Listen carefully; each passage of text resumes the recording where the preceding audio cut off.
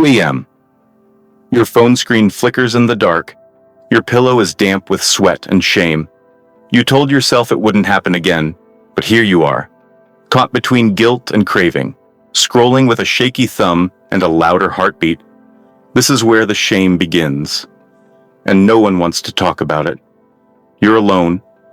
Again, the world is asleep, but temptation is wide awake, and lust, it doesn't knock. It invades, it whispers, it waits. Not during Sunday service, but in the silence, in the loneliness, in that aching hour when you just want to feel something. You've tried to fight it. You've fasted, blocked the sites, deleted the apps. You've cried until your voice broke. You've laid on the altar and promised, never again. But when the room is cold and your soul is quieter than your desire, the battle comes back. Not because you're weak, but because this is war. Real war. Spiritual warfare doesn't always look loud. Sometimes it's subtle. It creeps in quietly through a thought, a scroll, a memory you didn't ask for. And before you realize it, you're drowning in it again. The kind of inner battle nobody sees, but God never ignores. This fight isn't just about sex. It's about something much deeper. The ache to be seen, the hunger to be chosen, the longing to be touched, not just physically, but emotionally, spiritually. You think you're craving a body, but really, your soul is craving connection. Lust becomes the medication for a wound you haven't let heal. It promises relief, but delivers regret. It pretends to comfort you, but ends up caging you. Lust is a liar, and it knows your name. But here's what you need to hear. You are not dirty. You are not broken beyond repair. You are not what you did last night. You are not what your browser says. You are loved. You are wanted. You are still chosen. This inner battle does not cancel your calling.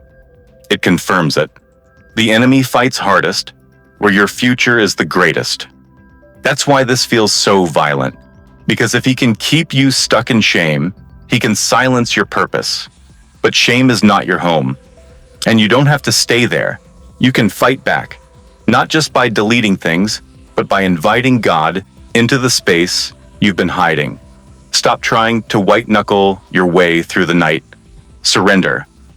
Not as weakness, but as warfare. Real freedom begins when you stop pretending. When you open your mouth and say, God, I need help. When you call someone and say, I'm struggling. When you stop fighting this inner battle alone, lust grows in silence, but healing grows in light, and light is stronger. This struggle doesn't disqualify you.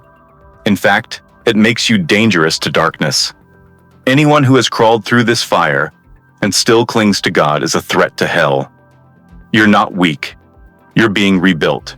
Every time you say no, even with trembling hands, you are reclaiming your territory. Every time you close the laptop, put the phone down, or walk away, you are winning. This is not about perfection. It's about persistence. And grace meets you in the middle of that persistence. You won't win this war by punishing yourself. You win it by staying in the presence of God. Guilt is not your weapon, grace is. You don't need to earn your way back into God's arms. He never pushed you away. He sees it all. And he still says your name with love. His voice doesn't sound like condemnation. It sounds like a father saying, come home. So if tonight you're ready to give up, don't. If you're seconds away from another mistake, pause. If you're exhausted from falling and getting back up again, breathe. You're not alone. You're not the only one. And you're not done. The same power that raised Christ from the dead lives in you. And that power is enough. You are not what you did. You are what God declared. And his voice speaks louder than your shame. So pray. Don't perform. Don't polish it. Just cry out like a child who's tired of running. Let it come from your gut, from your soul, from the ache you haven't put words to yet. Say it like everything depends on it, because maybe it does. Create in me a clean heart, O God, and renew a right spirit within me. Cast me not away from thy presence, and take not thy Holy Spirit from me. Restore unto me the joy of thy salvation, and uphold me with thy free spirit. If this felt like your story, don't keep it to yourself. Share it now. Someone you love is in the middle of this same war, and your voice might be their rescue.